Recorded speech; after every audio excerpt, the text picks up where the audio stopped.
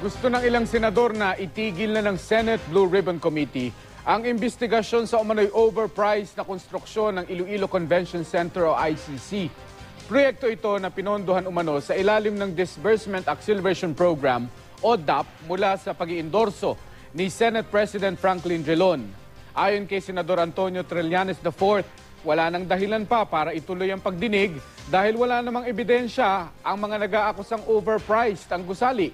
Sang-ayon dito si Senador Coco Pimentel, pati si Senadora Miriam Defensor Santiago.